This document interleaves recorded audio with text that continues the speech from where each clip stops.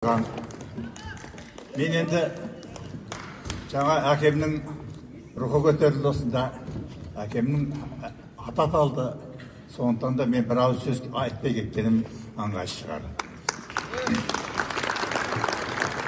Абай мен Жамбыл шәкірті, солардан қалған сарқытпын.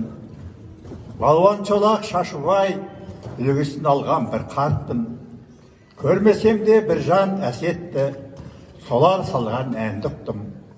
Құлагерін ақанның қой бағып жүріп тауды ұқтым.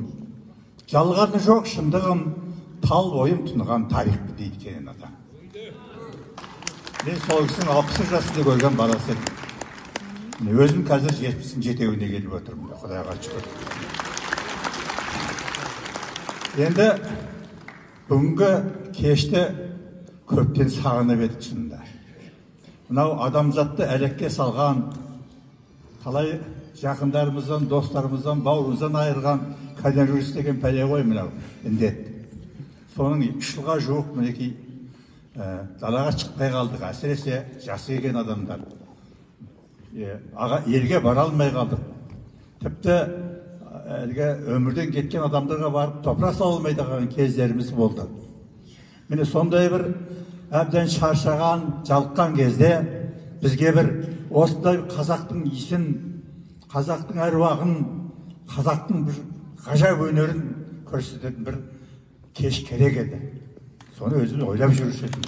Соны бірінші болып сіздерге Нұрболат бауырым бүгін ұйымдастырып отыр. Айналайын рахмет. Мына ерлі-зайыптылардың өздері, мына мен Анарды бұрыннан білемін.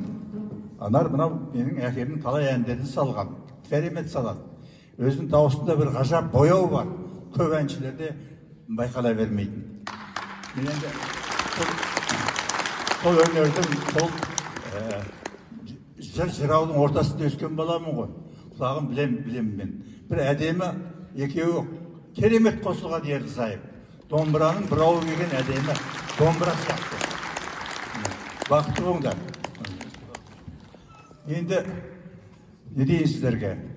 Мына бір ғажап концертке көп рахметімізді айтайық. Осы кісілерге Кенен атасының жасын берсін. Нұрболат бауырыма соғысын, атақ абыройын берсін. Соғысын жасына жет айналып. Бала шағаң қызығын көр. Мен берген батам осы болсын. Көп рахмет. Рахмет ақ тілегіңізге, ақ батаңызға мың алғыс. Көп рахмет сізге де. Ал, қадірменді ағайындар, осындай концерттің